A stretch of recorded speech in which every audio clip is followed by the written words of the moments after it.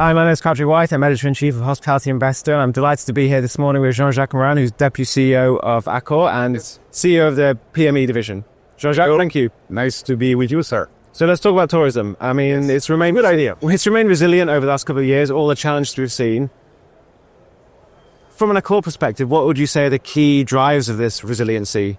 No, I mean, you're right. When you look at how this year is unfolding, taking into account the world, the volatility and all that, it's amazing the result we have. This is not new. It has been like that for 30 years. There was the COVID thing. I think it comes from one basic thing, which is that there are more and more people on this earth, and the middle class is the growing part of the number of people that you've got. And everybody who's got the means, they want to see the world. And that has been accelerated by COVID. And this is why it is good this year, but it's going to be good for the next 10 years, 20 years, 30 years. There is no reason for why that dynamic will change. So you focus less on the short term, obviously that's important, but it's a medium to long term that for tourism and travel still looks really positive. Yeah, because, again, that dynamic has been there.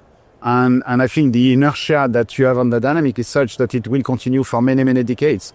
I mean, you see now countries which have 1.5 billion of inhabitants, and they basically have not traveled much like India. And so this is just going to come through.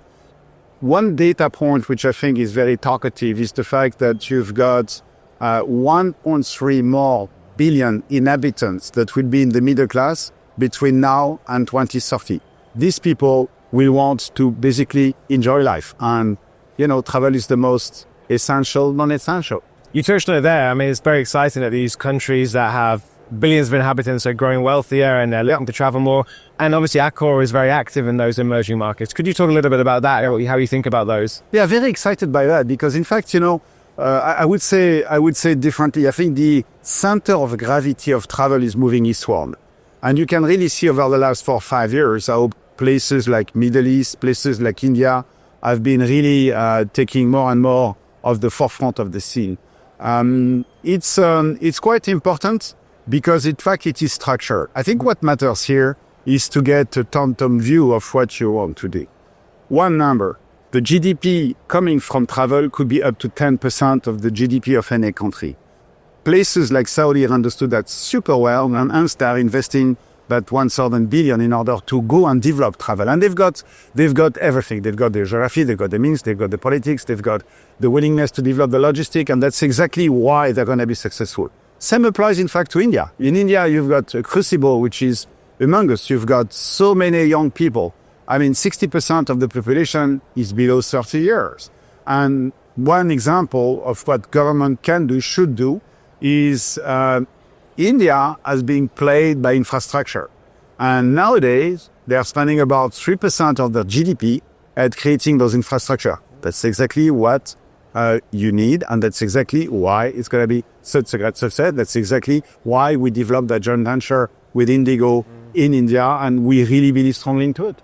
And it's not just that geographies are changing, the demographics are changing, travel, you've got younger, Gen Z, and their demands are slightly different. How do you think about it when it comes to your 40 plus brands in those regions and across the whole world, really? It makes me laugh because I remember being the CFO being criticized for having so many brands, and nowadays everybody is exploding the number of brands. It's really funny how I think we've always been willing to take risk in order to grow the business. And we grew the businesses by notably acquiring, developing those lifestyle brands.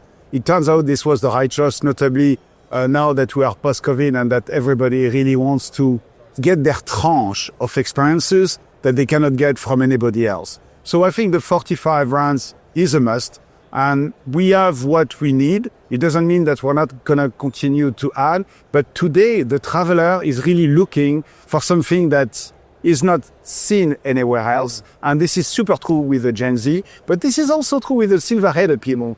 Everybody is trying to get their little Instagrammable type of travel. And it's not just that. I mean, you're lucky enough to have a workhorse like Ibis within the portfolio. I mean, those brands are still really important. They're still driving a lot of growth within the market. Yeah. You're right. In fact, we've got a campaign running, which is Go Get It. And what it really means is that use Ibis as the lever in order to get whatever you want from this world in an affordable way. And we try to spice it a little bit with what we learned from Ennismore by getting some F&B concept and getting a little bit of animation. So all of that goes together in order for a brand which is fundamentally an economy brand to go and get everybody to be able to get what they want. And this is really why we are proud to democratize the travel.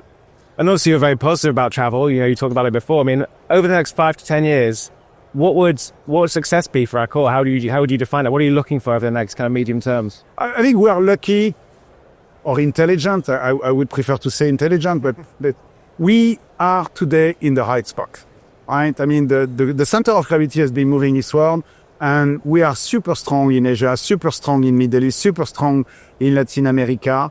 And we've got also not only a presence, but the right strategy. What we developed in India is one of the reasons for why I'm so positive about the future.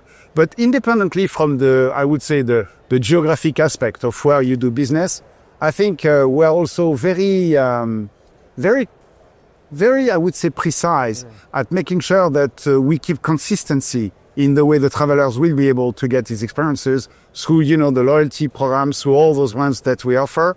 And I would say, if you really project yourself, this business will continue to change a lot. I mean, we've always been on the DNA of a company that tries things. And one of the big things which is to come is artificial intelligence. And we're really trying to make sure here that we keep being at the forefront. A lot of experiences will be modeled by that hyper-personalization, but also a lot of the relationship between the traveler and, in fact, the person behind the desk will be influenced by the fact that people will just have much more time to do what's right versus processing, mundane tasks.